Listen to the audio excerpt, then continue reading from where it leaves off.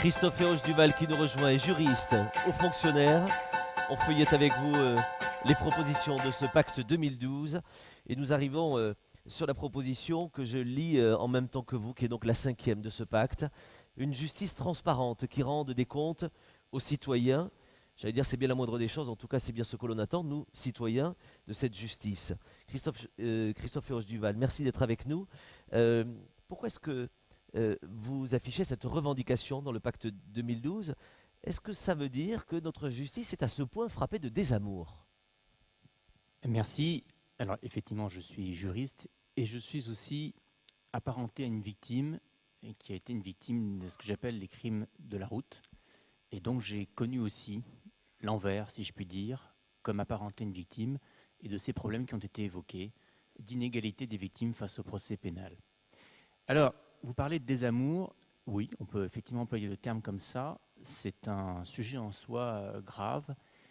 Et vous savez, il y a 2 instituts de sondage, IFOP et CSA, qui d'ailleurs pour le compte des pouvoirs publics, année après année, auditent ce que pensent les sondés, les Français, Oui. des institutions. Et c'est donc pas un effet d'humeur, c'est donc pas un effet de mode, c'est récurrent, c'est stable.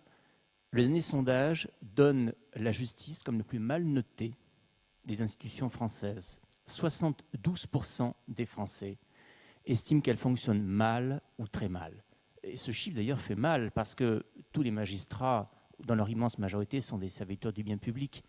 Un tel indicateur doit interpeller tous les républicains, doit interpeller tous les démocrates et doit interpeller bien sûr tous les candidats à l'élection présidentielle. Il ne peut pas y avoir d'état de droit, d'état tout court, de démocratie, de république qui perdure en laissant cet indicateur en l'état et en n'en tenant pas compte. Alors on peut parler effectivement de désamour, mais il faut s'interroger pourquoi. On parle dans le pacte 2012, dans la proposition que j'ai lue, que vous pouvez tous découvrir puisque vous avez les fascicules en main ce matin. Vous parlez de plus de justice transparente. En quoi ça peut contribuer justement à l'amélioration?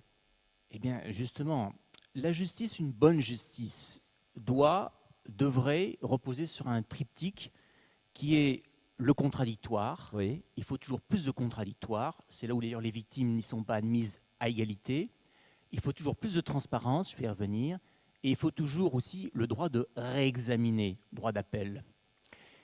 Sur le point de la transparence, vous savez, c'est la Convention européenne des droits de l'homme qui a considéré que la publicité des débats, la publicité des audiences était une des garanties pour justement permettre d'aboutir à un procès équitable. Et ce triptyque, il y a des pans entiers de décisions juridictionnelles qui n'y obéissent pas encore. Et par exemple, effectivement, il y a des pans entiers de décisions juridictionnelles qui ne sont pas prises en audience publique, qui sont prises, comme on dit, en cabinet ou en chambre du conseil.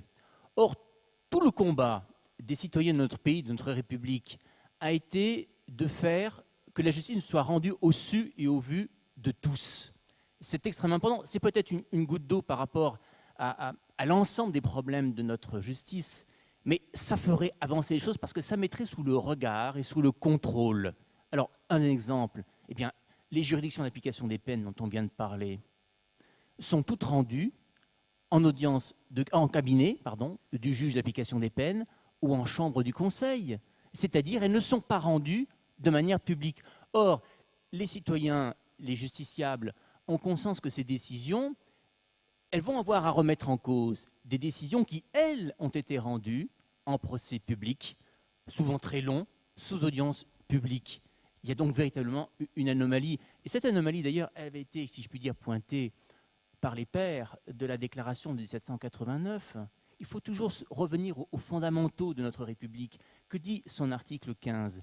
La société a le droit de demander compte à tout agent public de son administration. Ce principe de transparence, ce principe de rendre compte de la manière dont on exerce ce très beau service public, cet immense service public qui est celui de la justice, ça en fait partie. J'ai lu quelque chose de sidérant.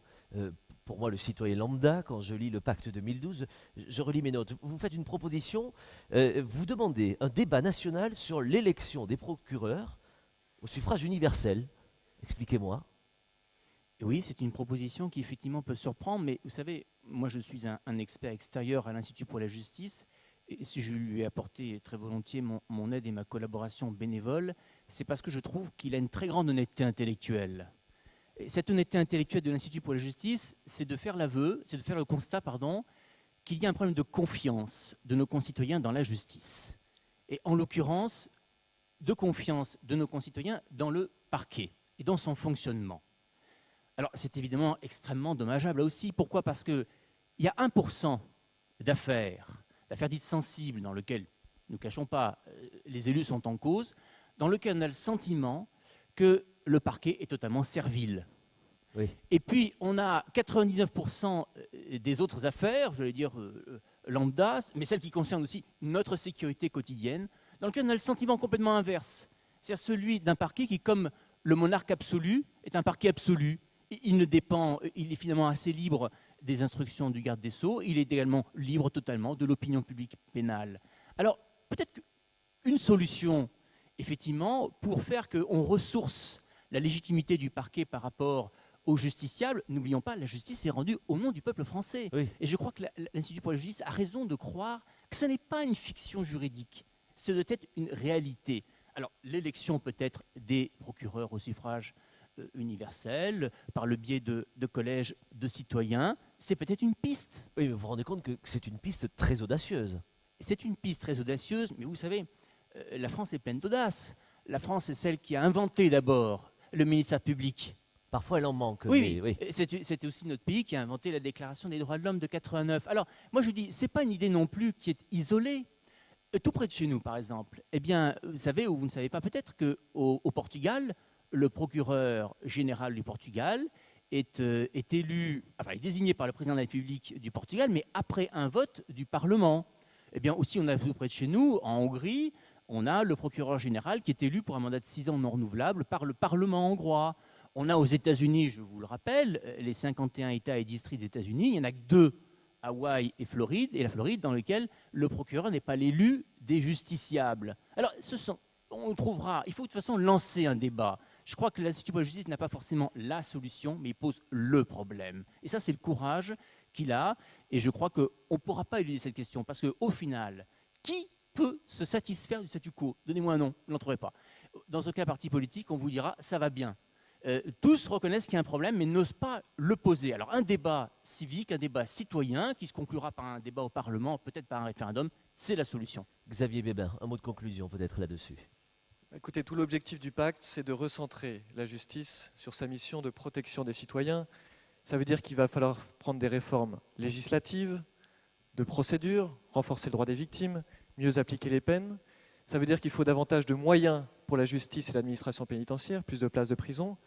Mais ça veut dire aussi qu'il faut trouver les conditions pour que les magistrats soient davantage en phase avec les préoccupations des citoyens. Et ça, c'est une piste pour le faire. Merci Xavier Bébin, je voudrais que l'on remercie Christophe Herge Duval. Merci beaucoup monsieur.